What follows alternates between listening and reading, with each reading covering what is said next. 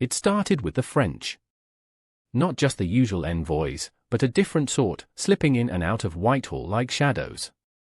Their faces were too eager, their whispers too low. I was just a clerk, shuffling papers, but I saw the ledgers, the unusual sums marked for special disbursements, the sudden influx of gold coin that didn't quite match the usual trade routes. The king, Charles, he was always a man of appetites, but there was a new glint in his eye. A secret, a dangerous one. He'd spend hours closeted with Arlington, sometimes Clifford, and always the French ambassador. The air around them crackled with something illicit, something that felt like a betrayal even before I knew what it was.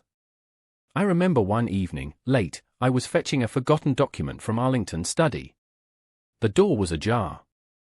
I heard a phrase, just a fragment, the conversion, at the opportune moment. My blood ran cold. Conversion? To what? There was only one answer that made sense, and it was the one that could tear England apart again. Then came the Dutch War. It felt wrong, a sudden shift in alliances. We were Protestants, they were Protestants. Why side with Catholic France against them?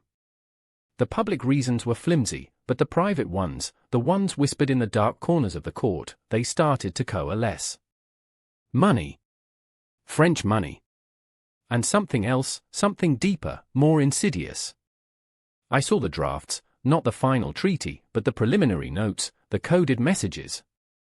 My hands trembled as I copied them, my mind trying to reconcile the words with the man I served. A promise to declare himself Catholic. A promise to bring England back under Rome. All for a subsidy for French troops if his own people rebelled. It was a bargain with the devil, signed in secret, hidden from Parliament, from his own Protestant ministers, from the very people he swore to protect. The weight of it was crushing. To know such a thing, to be complicit by silence. Every sermon I heard in chapel, every loyal toast to the king, it felt like a lie. He was playing a dangerous game, gambling with the soul of the nation for personal gain, for the ease of his conscience, perhaps, or simply for the gold. I watched him after it was done, after the treaty was signed in Dover, away from prying eyes. He seemed lighter, almost relieved, yet there was a new tension in his jaw.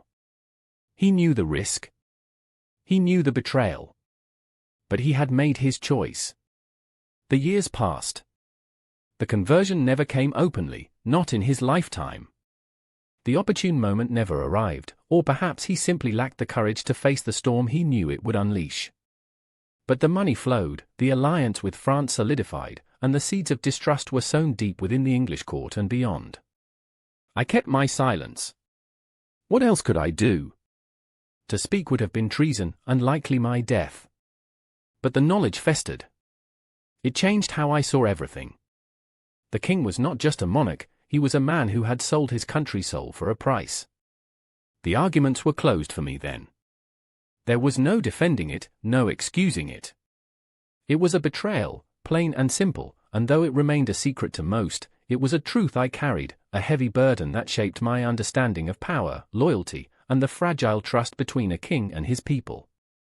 It was a wound that never truly healed, even if it never openly bled.